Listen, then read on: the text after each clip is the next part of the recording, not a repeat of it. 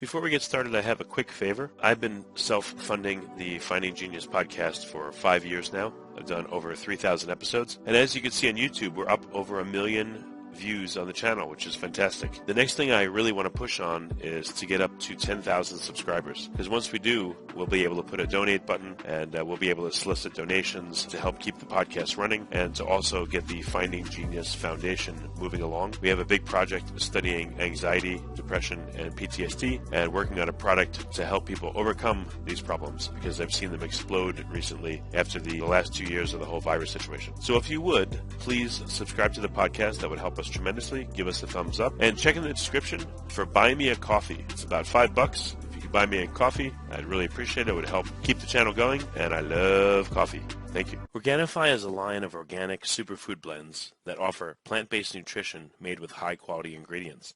Each Organifi blend is science-backed to craft the most effective doses with the ingredients that are organic and free of fillers and contain less than 3 grams of sugar per serving, like Organifi green juice with essential superfoods and a clinical dose of ashwagandha. It helps reduce stress and support healthy cortisol levels. Or Organifi red juice, a superfood punch that increases energy without caffeine and only 2 grams of sugar. Each Organifi blend is easy to use simply by mixing it with water or your favorite beverage while on the go, and they don't compromise quality for taste. Organifi takes pride in offering the best-tasting superfood products on the market at a price that works out to less than $3 a day. You can experience Organifi's high-quality superfoods without breaking the bank. Go to Organifi.com/genius and use the code GENIUS for 20% off your order. That's Organifi.com/genius. Use code GENIUS to get 20% off any item. Remember, www.Organifi.com/genius.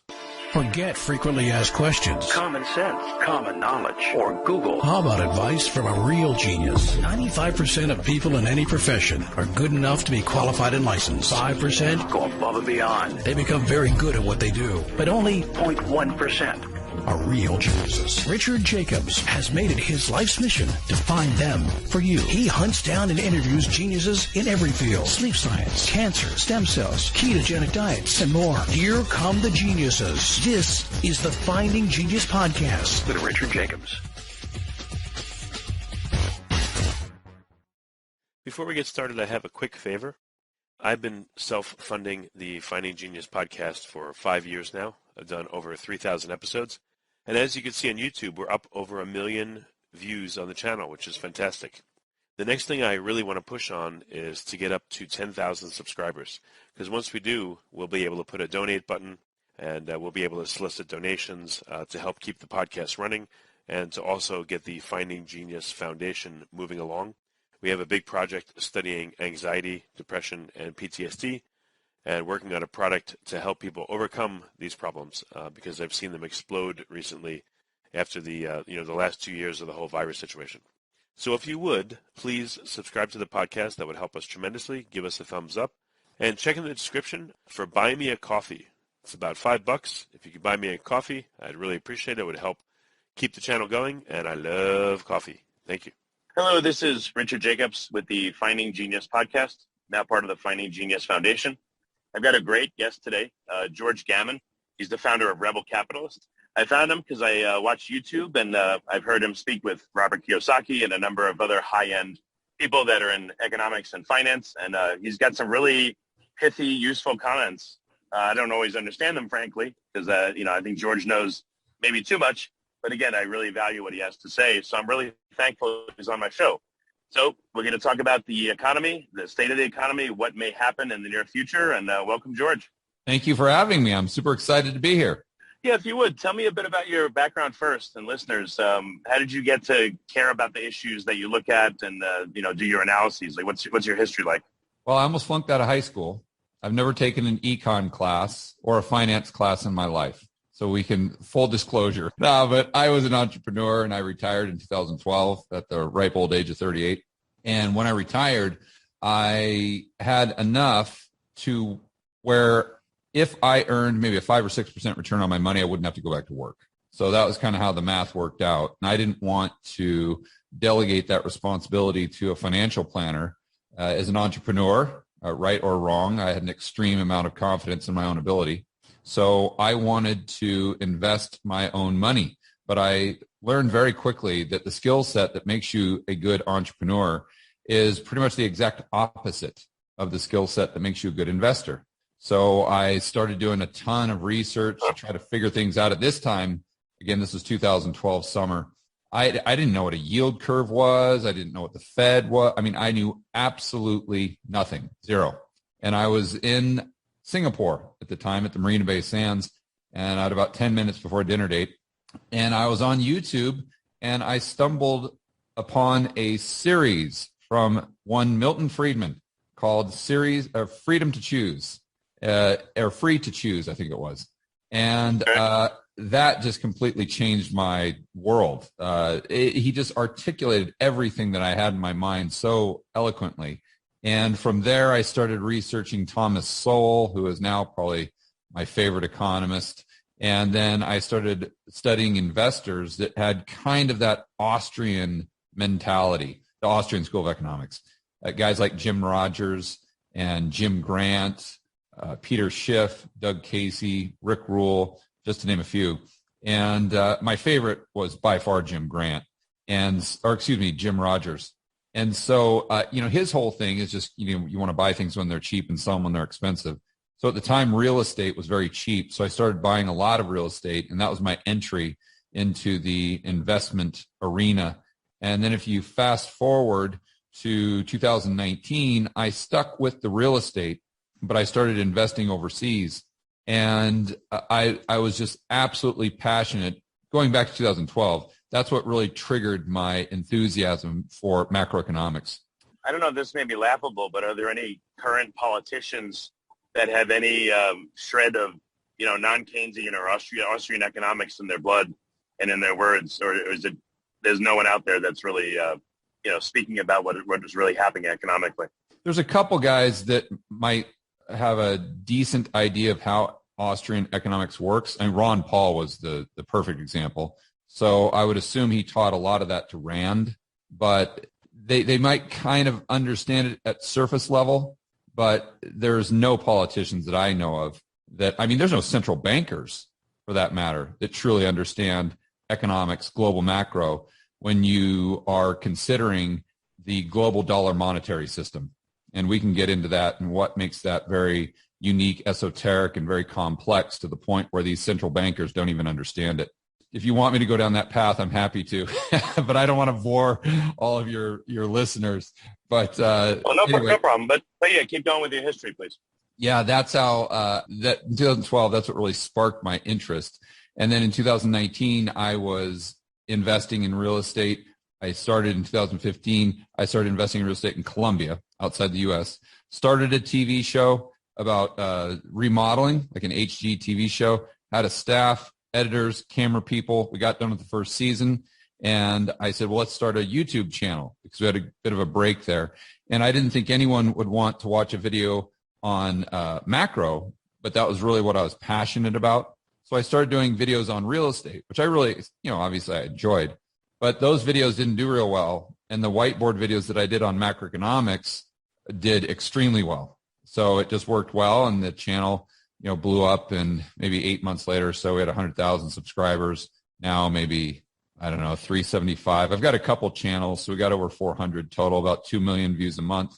And the podcast gets, maybe 1 million downloads or something like that. And now we've been able to do live events and continue to just talk to super interesting people in the economic space. And I'm just, every single morning I wake up and I'm super excited.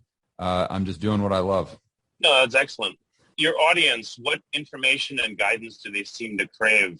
Like, do they really want a macroeconomic picture? And if so, why? Or do they want a personal economy type picture for themselves? Well, I think they're one and the same, in the sense that in order to build your financial future for yourself and your family, you have to have an understanding of macroeconomics. I always tell people we're not living in 1981 where, Paul Volcker comes in and brings the Fed funds rate up to 18 or 19%. You could just buy the long bond, we call it. You could just buy a 10-year treasury and just sit on it and do nothing.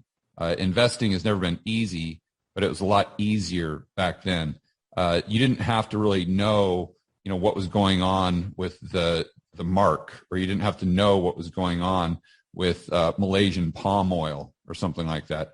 Now you've not only got to understand that, just even if you're just a simple average Joe or Jane in the United States, you not only have to understand how that stuff works, but you also really have to understand the global monetary system. Because at the end of the day, there's all these cross currents at play. And I use the GFC as a good example. So prior to the GFC, let's call it 2005, 2006, you could have had all these arguments as to why local real estate was going to go up or down in value. There's population coming in from California. There's going to be significant job growth. You've got it's on a great street. There's gentrification in this area, et cetera, et cetera.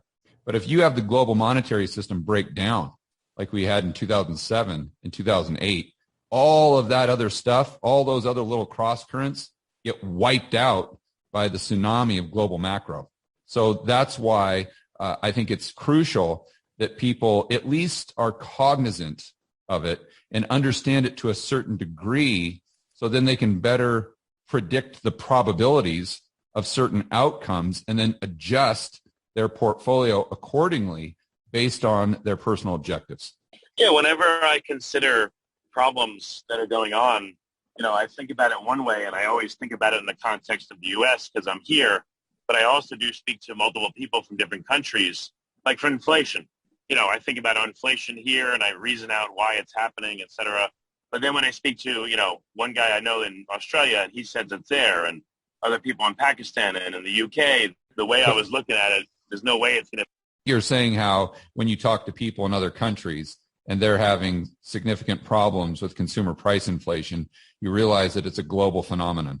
So understanding that's a good way to put it, yes. that it is a global phenomenon, you have to start reverse engineering that and say, okay, well, why? Why is it? And what you come to the conclusion very quickly that the solution, let's say, for consumer price inflation is not more currency units. The solution for consumer price inflation is more stuff.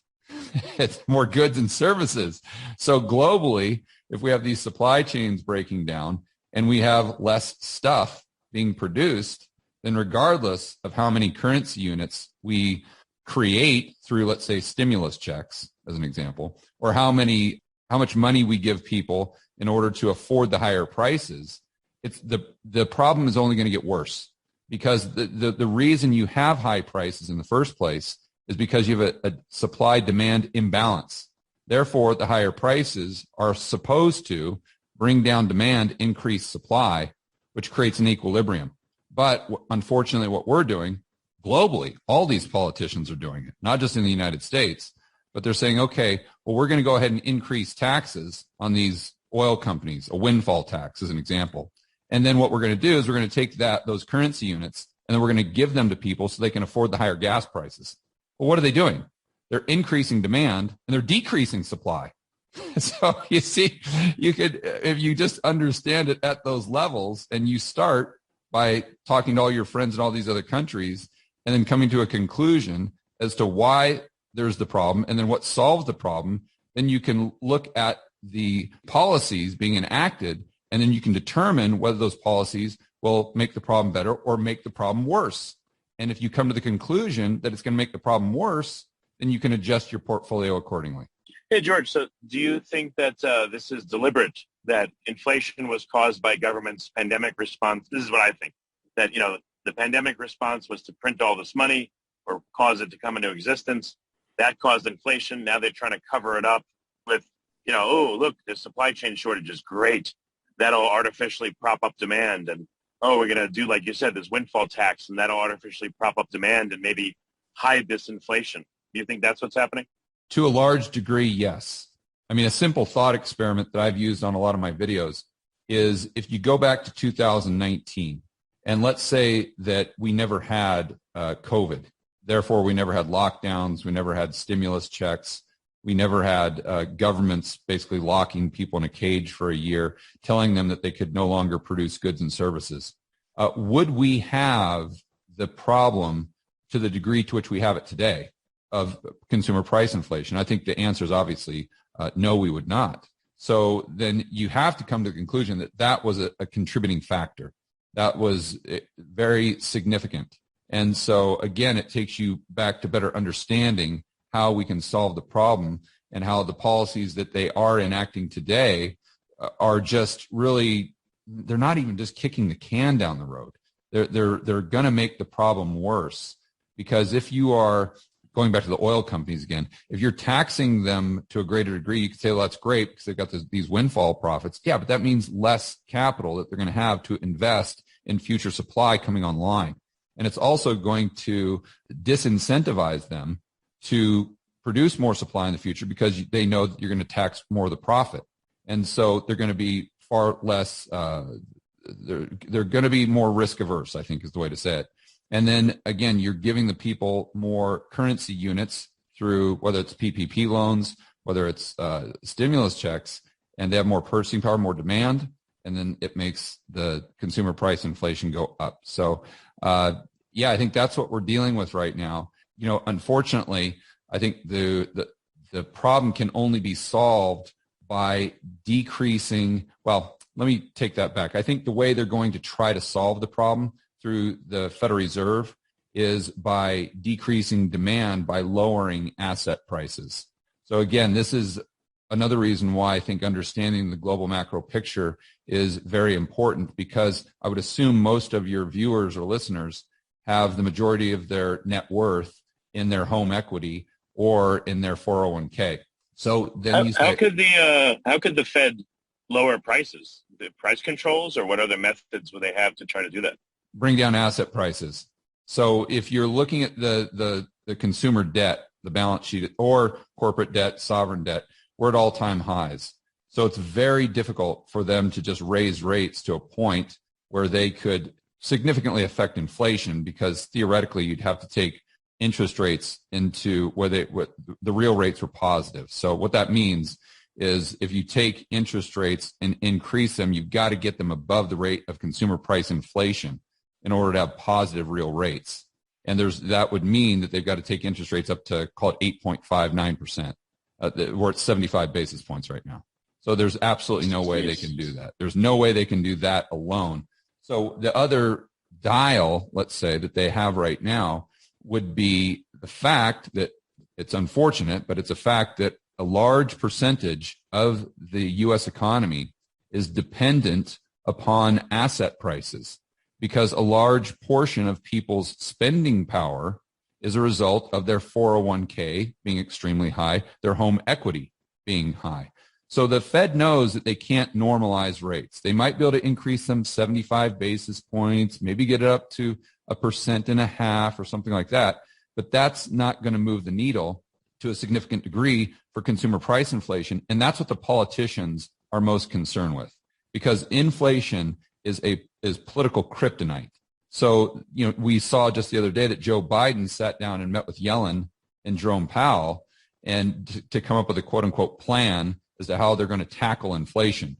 And because Joe Biden knows that this is his number one priority. This was by far his biggest problem right now. So he communicates that, probably using a lot of four-letter words, to Jerome Powell and say, hey, you got to get this inflation down. So if you're Jerome Powell, he says, I can't raise rates. What do? You have to talk like you're going to raise rates. You have to, I always say, they've got to talk like Paul Volcker, but they have to act like Ben Bernanke. So in economist speak, that means you've got to talk very hawkish, meaning you're going to raise rates. You're going to have a strong dollar. You're going to be tough on inflation, but the way you act is very dovish, meaning monetary policy is still very, very loose, right? And so what this does is it makes the market, it sends a signal to the market that, oh my gosh, the Fed is going to be tough. They're going to raise rates. They're going to bring on a recession. They're going to do these things. So we need to sell off the risk assets. The risk assets are the stocks. That brings down the level of the stock market. And if it brings down the level of the stock market, that decreases people's purchasing power. They have less disposable income. They buy less stuff. And in an economy that's 70% consumer spending, that contracts the economy very slowly and orderly, and it brings down the rate of inflation. I don't think it'll bring it down to 2% again, but it brings down headline CPI to, let's say, 6%, 5%, that gives the administration some political cover going into midterms. But what about natural market forces that would bring down inflation? Like, prices of essentials are going up and people are getting squeezed, then I would think a higher percentage of their monthly budget that they live on has to go to essentials.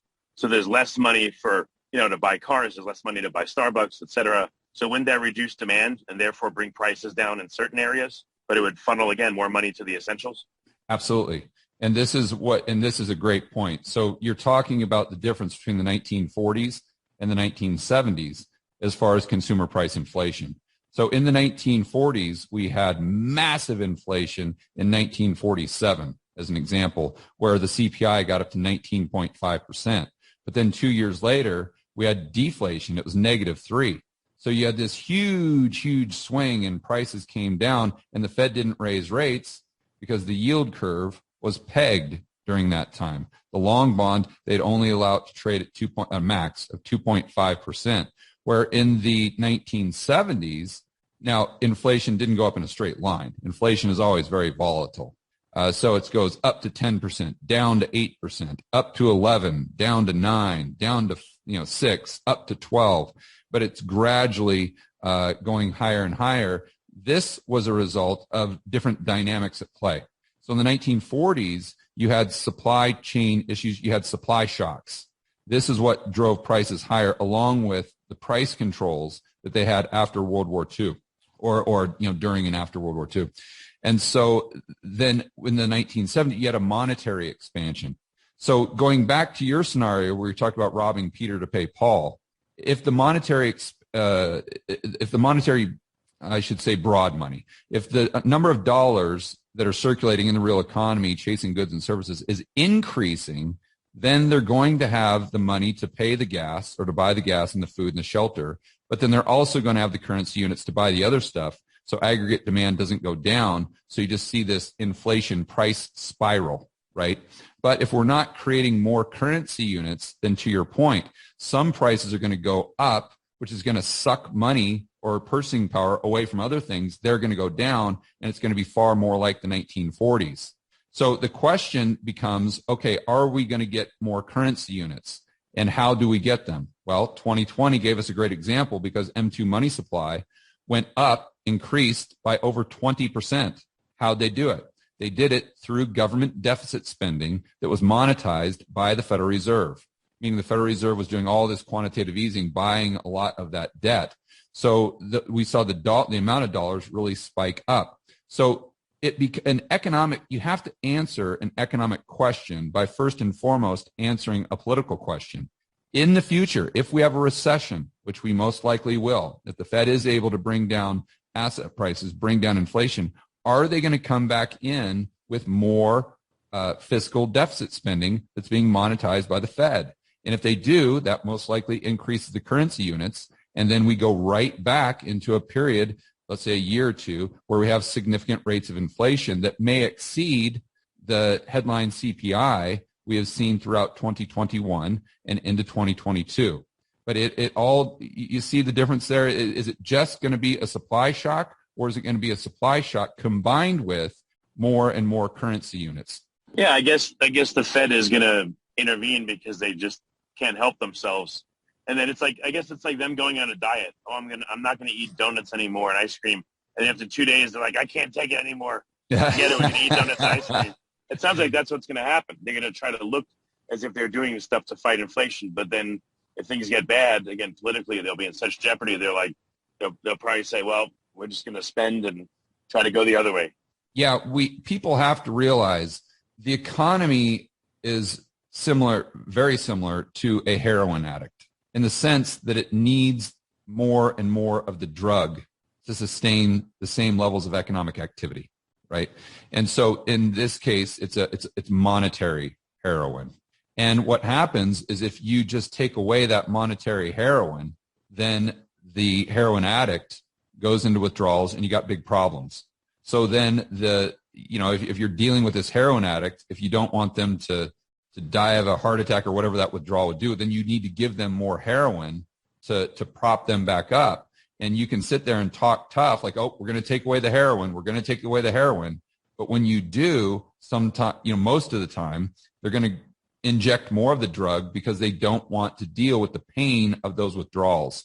And that's the exact same thing that's happening to our economy right now. And of course, the heroin addict is the economy, and the Fed and the government are the individuals that are giving that heroin addict more of the drug. So do you, from what I've heard, like 40% of all the currency in circulation was added during 2020 with all these stimulus. I don't know. Are we now at a point where this back and forth behavior is just gonna lead us in like an upward spiral into destruction? Like, are we now too far gone after what they've done? Well, here's how I'd answer the question, because you have to have a deleveraging, but it doesn't necessarily have to be through inflation, which is normally what you get. That's the path of least resistance for the governments. It can be through deflation as well, something similar to what we saw in the 1930s. So I guess the question is, can they keep doing what they're doing and just continuing to kick the can down the road and going through this cycle of propping up the economy through the monetary heroin? The economy collapses, or we go through a big recession, stock market crash, and then they come right back in with more quantitative easing, with more bailouts, and then just continue to try to go through this game of financial engineering, let's call it. And the answer is yes. It is possible for them to continue to do this, but there are no free lunches. So what we have to understand is the longer they play this game, the more it's going to distort the economy. Just like the more heroin that heroin addict takes, they may still be alive, but it's making them more and more unhealthy, you see. And that's the exact same thing that's happening right now to really pretty much the global economy. So the easiest way to think about this is just for your listeners to ask themselves, are we creating more stuff or less stuff? That's as simple as it gets. And if you look at a policy, a government policy, whether it's stimulus checks, whether it's sanctions on Russia, whatever it is, just ask yourself, globally, is the global economy going to produce more or less stuff as a result of this long term? And if the answer is less, then that means the standard of living goes down. If the answer is more and it's sustainable, then that means the quality of life goes up and up and up. So, and why is this? And the simplest example I can give, or thought experiment, is just if you're on a deserted island, right? And most people would say, well, what is wealth? What's your bank account? Well, if you're on a deserted island and you've got a chest full of $1 billion, but you have nothing, there's nothing but coconuts and some salt water. Are you rich or are you poor? So most people would say you're poor, even though you've got $1 billion in your chest. Why? Because there's no stuff. Right. There's no goods and services. So that's why I think if you just boil it down to its simplest form and you look at everything that's going on around the world today that seems rather complex, but if you look at it through that lens, you can start to better understand the probabilities of XYZ happening in the future. And again, position your portfolio according to the conclusions that are based on that worldview. Organifi is a line of organic superfood blends that offer plant-based nutrition made with high-quality ingredients. Each Organifi blend is science-backed to craft the most effective doses with ingredients that are organic and free of fillers and contain less than 3 grams of sugar per serving, like Organifi green juice with essential superfoods and a clinical dose of ashwagandha. It helps reduce stress and support healthy cortisol levels. Or Organifi red juice, a superfood punch that increases energy without caffeine and only 2 grams of sugar. Each Organifi blend is easy to use simply by mixing it with water or your favorite beverage while on the go, and they don't compromise quality for taste. Organifi takes pride in offering the best-tasting superfood products on the market at a price that works out to less than $3 a day. You can experience Organifi's high-quality superfoods without breaking the bank. Go to Organifi.com/genius and use the code GENIUS for 20% off your order. That's Organifi.com/genius. Use code GENIUS to get 20% off any item. Remember, www.Organifi.com/genius. So if you're in a country that's a net importer, you're kind of out of control in terms of what you're going to pay for things. And if, even if you're an importer, exporter, I mean, with global supply chains breaking down, they don't seem like they're going to be coming back, especially with what's going on with Russia and Ukraine. It seems like the world is splitting and there's not going to be globalism. It seems like there's going to be maybe localized trading, but I don't think the networks are coming back. That's a great point. So let's go through that. Let me just ask you the question. If that's your worldview, which I think is a very solid analysis, does that mean over the next 2 or 3 years, globally, we produce less stuff or more stuff? I don't think, even if we produce more stuff, if it doesn't get to you, what's the difference? It's as if it wasn't produced. But they're not going to produce it if the demand's not there. They're not going to produce stuff just to produce stuff unless the demand is local or you've got foreign demand, right? So if they're not able to ship it at some point, they're not going to continue to create widgets at a loss. So the answer there is it's less stuff. So if we have less stuff, regardless of how much UBI, or universal basic income, or regardless of how many, how much quote unquote free money the government is giving us, it's just the prices are going to go up to a level that is equal to the level of new currency units that are issued. Therefore, the purchasing power doesn't get any greater. And I would argue that it actually goes down because of the economic distortions that are created by that quote unquote free money and the government meddling in the free market process. Let's go back to the stimulus checks that were given out in 2021. Well, then what happened? We had this massive labor shortage that we're still kind of trying to work through today, right? And I would argue that the labor shortage was not only a result of the stimulus checks, but also because the Fed stepped in and provided, well, we won't go into the details, but basically they created an environment that was conducive for the stock market doubling or whatever it did since March of 2020, right? So, and then home equity explodes higher. You had cryptocurrency go from about 800 billion in market cap up to $3 trillion in market cap. And one of the big reasons was because of what the Fed was doing in response to COVID, right? So you've got all these things that are at play. And then you say, okay, well, if I'm a worker, why would I want to go back to work for 40 grand a year? That doesn't make any sense whatsoever when my house has just doubled in price. I can always just live on that. And, housing prices go up forever. So now I'm rich. Same thing with your 401k, same thing with your cryptocurrency. Plus, you've got all this savings in your bank account from the stimmy checks that were given to you. So why on earth would you not retire early? Or why would you go back to work if you were a 25-year-old guy that was working retail? Of course you wouldn't. So what does that do? That creates an economic distortion. Then this is where the Austrians really get it right. And it creates malinvestment.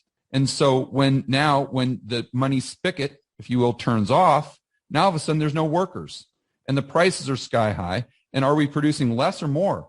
We're producing a lot less because everyone's staying at home, living off their stimmy check. So as a whole, the society get poorer or richer. They get poorer, even though they might have more savings. The price of stuff has gone up to a greater degree. And then we see this even with the BIS numbers.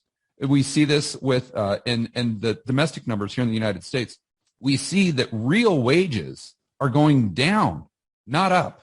So sure, nominal wages are going up, but when you adjust for inflation, they're going down. So all of these not just inflations, but if you're pushed into a higher tax bracket, part of the money you earn, I mean, that also puts you backwards too. So you may make more per hour, but if you end up paying more taxes than you did before, maybe you gain no ground or you go backwards in that sense too. You go backward. Yeah. So think about, that's a great point. So the wages that you're getting are decreasing in purchasing power. In addition to that, you're getting put up into a new tax bracket where they're taking away a higher percentage of your income. So your purchasing power really is going down. And you, on paper, think, hey, I just got a raise. Great. Why is it that I'm a lot poorer than I was in 2019? And this is why. Yeah, this is bad news. I mean, I know it's impossible to predict, but what do you see as the timeline for here what are people going to experience, and how's their behavior going to change? Let's say just for the rest of this year, 2022, in the U.S., let's say. Yeah, I think the Fed is going to continue to try to talk down the markets. They said in June they're going to start quantitative tightening. So they should, I noticed just yesterday their balance sheet is going down slightly. So they might have already started quantitative tightening, which is pretty much the reverse of quantitative easing, when instead of buying bonds, they're selling them back into the market, reducing the size of their balance sheet. And this could most likely, or will most likely, bring down stocks and maybe housing, but mostly stocks even more. I think, we just had an inverted yield curve. The GDP growth for Q1, real GDP growth was negative 1.5%. So I think the probability is high we go into a recession in Q3, Q4, maybe Q1 of 2023. I do think that the CPI will come down from 8.3, maybe in the 7 range, 6 range, something like that. But then it all depends on what the government's response to the economic slowdown is, as far as what we will see in 2023. Now, I think as far as people's portfolio construction, what would be wise is to look at, well, I can't give any specific investment advice, but I can tell people what I'm doing. And right now I'm holding a little bit more cash than I normally would in my portfolio, because I know that the Fed is trying to bring down the stock market. And they're thinking it's like a dial, like your thermostat. It's not. We could wake up one morning and the stock market's down 10 or 15% and like, oh my gosh, what just happened? They're trying to bring it down in a disorderly or in an orderly fashion, but it may be disorderly. And to have a little dry powder on the side, it gives you the opportunity to take advantage of some things that might get very, very cheap, just like we saw back in March of 2020. And then longer term, I think that everything we're talking about, as far as less and less stuff, you were talking about deglobalization. All right. Well, and you're talking about supply chains, and we're talking about sanctions. All of this means less energy. It means less energy available, not just oil, but natural gas and many other things, mostly commodities, right? Or I should say most of the commodities, not just energy. And people don't understand how important natural gas is. Natural gas is one of the main components of fertilizer. So if you don't have natural gas, you don't have food. People need to understand that very quickly. So all of the things that these governments are doing, these politicians that do not understand economics, is they're creating an environment for the amount of stuff available to us to decrease. And energy has very inelastic demand. Also, they're creating an environment that is disincentivizing future production of XYZ energy source, such as coal, such as oil, such as natural gas. Right? ESG movement is a great example. Right? So what you're doing is you're setting things up to have a lot less supply in the future of something that has very inelastic demand. And that means that the price most likely goes way up, even if demand goes down slightly. We got electric cars, we've got all these things. Fine, that may move it slightly, but you're not going to decrease demand for oil. And we can see that in Europe right now, right? They were really going green. They were implementing all of these policies. But when rubber meets the road, yeah, they need that natural gas really bad, or people freeze to death. Bottom line, right? Or you have food shortage. You have all these things. So my point there is, I think we've gone into a long-term commodity super cycle. It started in 2020 when oil prices, if you remember, got to negative $38 a barrel. Pretty safe to say that was a bottom in oil prices when they're negative, right? And if you look at long-term super cycles, they generally last about 10 to 15 years. The last one we went into started in about 96, 98, went to about 2011. And so I think we're just in the beginning couple years of that super cycle that may go till 2030, 2035. And just like inflation, these super cycles are wildly volatile. So what I'm doing is just sitting back and just with that long-term view, I'm just waiting for the prices to come to me. And like, as an example, if we had the war end tomorrow with Russia, Ukraine, hopefully it does, you would see oil prices really contract. And I think that could be a buying opportunity. If you see us go through a recession, a global recession, maybe a global depression in 2022, 2023, that's going to bring down commodity prices. But everyone's going to say, oh, these commodities, you get rid of them, forget it. You know, we bought them in 21 and it was a bad move. Now with this global depression, it's going to go on forever. You know, this is the mindset. You'd be crazy to buy commodities, especially when all these governments are moving to ESG policies. But that's your opportunity. That's your opportunity to buy because you know long-term in 5, 10, 15 years, you know, that the prices are going to go up because of all these policies that are happening in the backdrop to fix the global monetary system that we've never fixed, and to also try to prop up this system where the policies are doing are creating or exacerbating the existing problems by creating less supply and more demand through currency units, government deficit spending monetized by the central banks. Do you think that governments, I don't know if they understand this or not, but they seem to be doing the exact opposite of what's going to help, you know, to avoid pain now based on what they've done themselves? I don't know, they're going to do all this rigmarole, and it just seems like it's going to make things worse. It seems like they're just not going to be able to leave their hands off the economy, you know, of all the economies of the world. And I don't know, I just don't see it. It just seems like they're doing the exact wrong thing. Well, yeah, because they're just trying to buy votes. And unfortunately, economics is counterintuitive to where, you know, for most people, if I just said, listen, gas prices are going up, so what should we do to fix the problem? I mean, what if I just gave you guys all more money? Most people would say, oh, yeah, okay, great.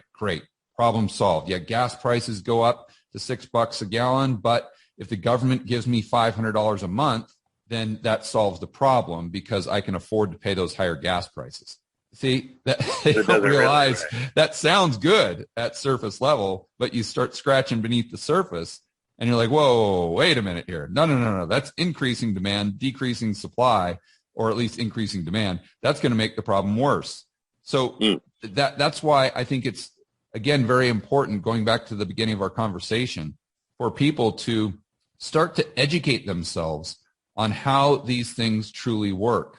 And, you know, you don't have to spend hours a day like I do, but just, you know, maybe on a weekend here and there, just dive into some YouTube videos. Watch Free to Choose by Milton Friedman, as an example. It's still on YouTube. You know, it was a PBS series in the late 70s, maybe early 80s. But then you start to really kind of start to understand how things work to a greater degree. And then you yourself can answer those questions, you know, that we're talking to the viewer or listener, that we're asking and answering right here. You know, are the politicians doing the exact opposite of what they should be doing? That you don't have to study for hours on end to come to the correct conclusion there. How bad do you think that politicians are going to screw up the market, you know, and the economies of the world over the next few years? Like, do you think it's going to be absolutely terrible, or at some point will they wake up somehow to reality? Or what do you think will happen? Well, the good news is the United States has the global reserve currency. So why is that such a benefit moving into the 2020s? Because 70% of global transactions are settled in dollars. So what that means is if you are Sri Lanka, let's use them because they've been in the news a lot lately, and you need to buy rubber or you need to buy diesel fuel, let's say. Let's say you're buying that diesel fuel from, we'll just say, Saudi Arabia. You have to have dollars to buy the fuel. You can't give them your local currency. They won't take it. So where do you get the dollars? Well, you have to produce something that is sold in dollars. To get that dollar cash flow, you need to buy the other stuff to run your economy. You see, the U.S. is the only country that doesn't have that problem. So we don't have to produce to consume. All we have to do to get that rubber or to get that diesel fuel is quite literally print the money and give it to, we don't have to produce anything. So now I'm not saying this is a good position, because in the long run, this is going to come back to bite us because there is no free lunch. So it's created more and more economic distortions. And we talk about hollowing out the middle class through the exportation of our manufacturing base. And this is one of the things that has led to that. as far as the dollar being the world reserve currency. But as of right now, when we're going through the 2020s, where there's because of this protectionism and deglobalization and hoarding of the stuff that the local economies need, you're going to have more and more leverage, and you're going to have an increased benefit, the United States is, by having a currency that they can print in order to get all of those goods that are in short supply, all those commodities that are essential to life. Now, it's not to say that the prices won't go up. They absolutely will.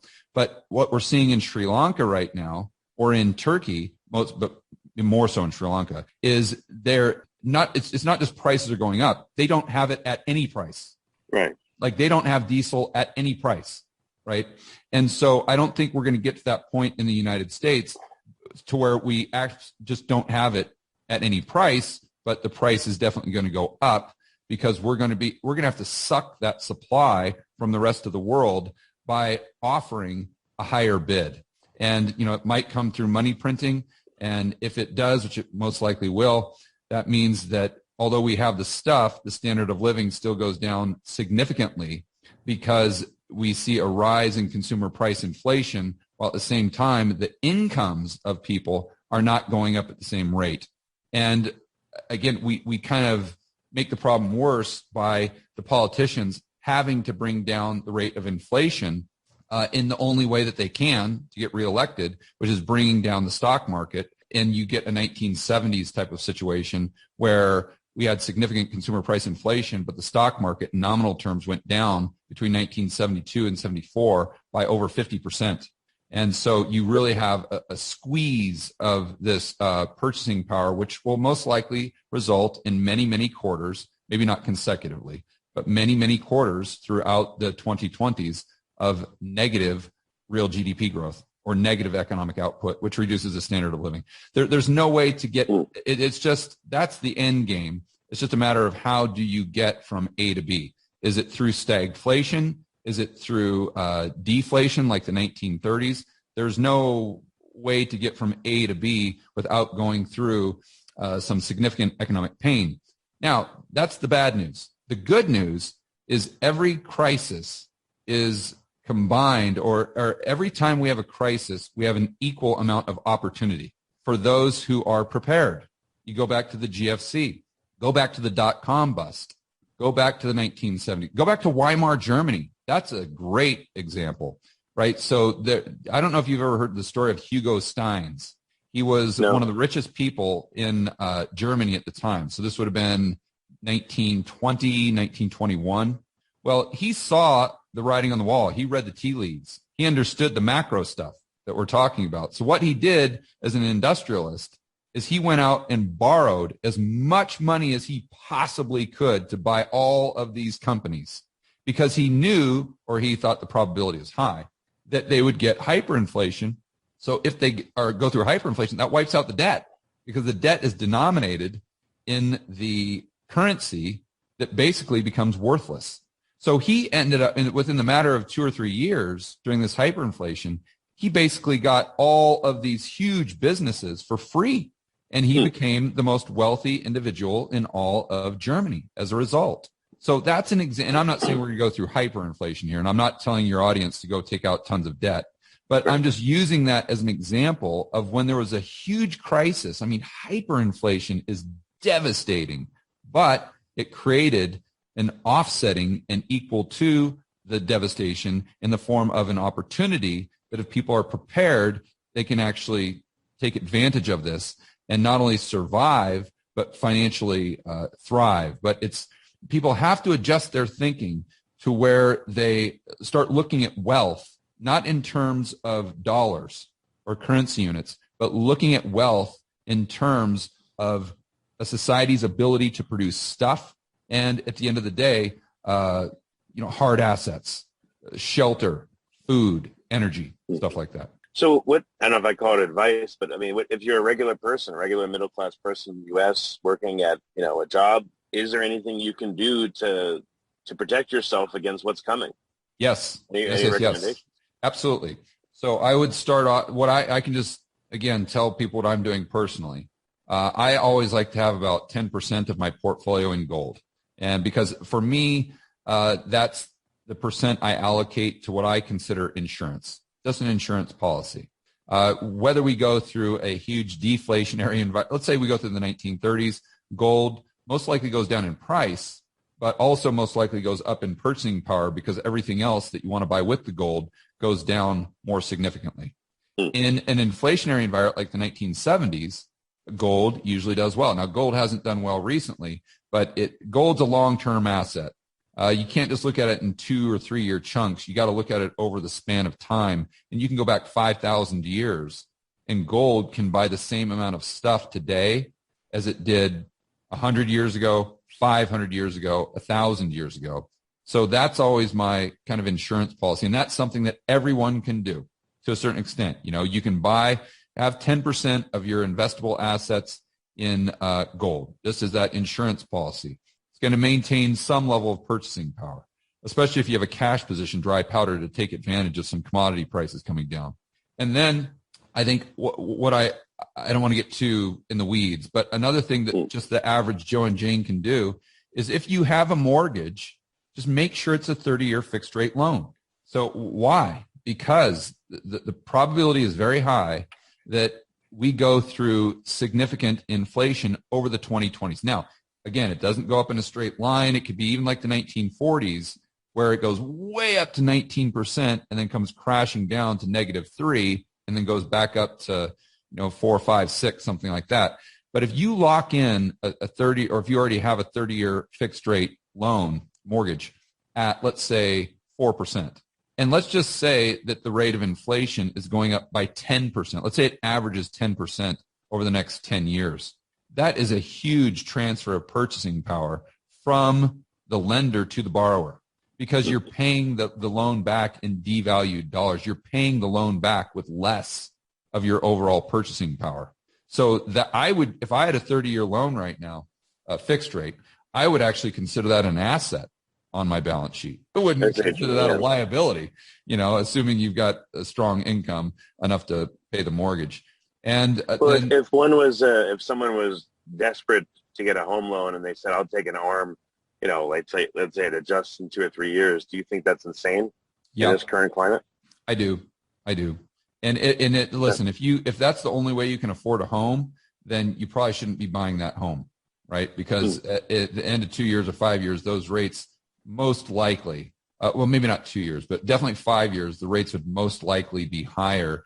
And, who's to say that you're able to afford it then? I think you're really rolling the dice there. Now, if there's some other reason that may be prudent, let's just say, I don't know what that would be off the top of my head, but let's just say we could think of one for taking out an ARM.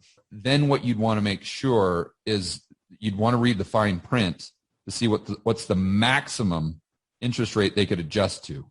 So as an example, I had a line of credit on a lot of the equity I had in my rental properties in the United States. And one of the things I did on that, because that adjusts like every month, I think it did. And so I asked my banker I'm good buddies with, I said, "What's the max here? Is that in the fine print?"